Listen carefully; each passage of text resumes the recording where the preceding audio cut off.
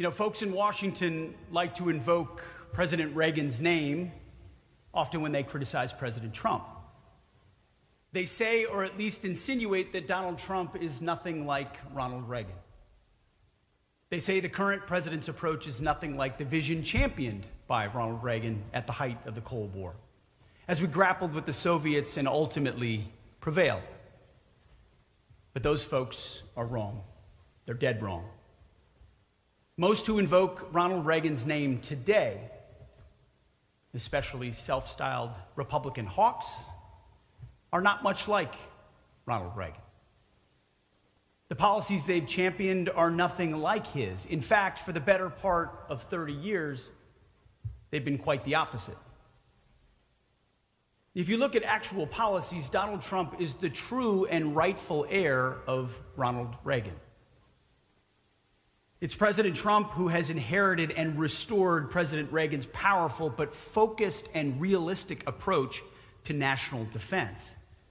It's therefore only fitting that we gather at the Reagan Presidential Library today to talk about President Trump's America First, Peace Through Strength, Common Sense agenda and what it means at the Department of War. One need only look at the results to understand why President Trump is that rightful heir. So let's look at what Reagan and his administration actually did. Reagan rebuilt the military after Vietnam, and that is rightfully considered one of his greatest achievements.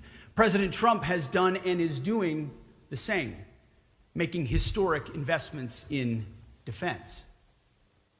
But President Reagan also believed sincerely in the peace part of peace through strength, as his actions showed. It was not a popular thing to do at the time, at the height of the Cold War, to talk to communists. Yet President Reagan did. During his high-profile meetings with Mikhail Gorbachev and others, Ronald Reagan saw the prudence and potential in engaging with our nation's adversaries from a position of strength, so he did. Even in the face of fierce criticism at home, including from his own party. Now, President Reagan wasn't naive. He recognized that fruitful engagements with our adversaries were only possible from a position of strength, especially military strength, which is why he focused so much on building up the American military. We still talk about the Reagan buildup, and my kids and yours will someday talk about the Trump buildup. President Reagan and his team inherited a military worn down from their generation's endless war in Vietnam, and they took the lessons of that war to heart. This is why he was so deliberate in how he used the joint force. Indeed, the most famous military doctrine of the Reagan administration, named for his Secretary of Defense, Caspar Weinberger, was specifically designed to correct for the failures that led to Vietnam.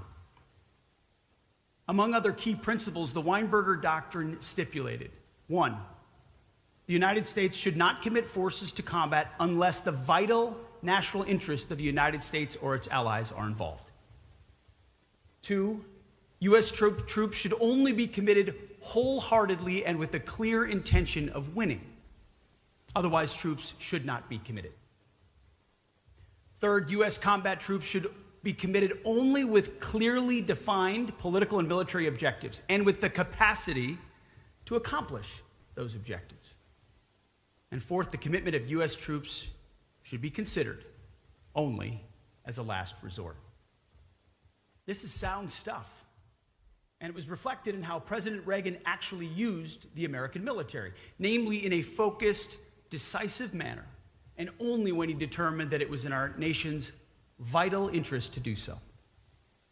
In fact, throughout his time in office, President Reagan only committed U.S. ground forces twice, in Grenada and in Lebanon. Otherwise, he focused the joint force on the Cold War era threat and priority theater, Soviets in Europe. That's how President Reagan achieved peace through strength, always with a clear eye toward lasting peace.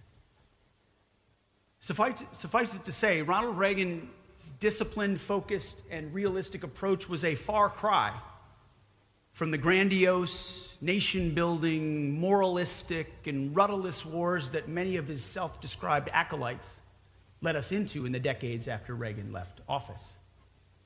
Wars my generation fought in. Indeed, it's only under President Trump's leadership during his first term and now that we've been able to restore America's greatness after years of suffering under the so-called bipartisan consensus, which is really just a euphemism for disastrous foreign policy.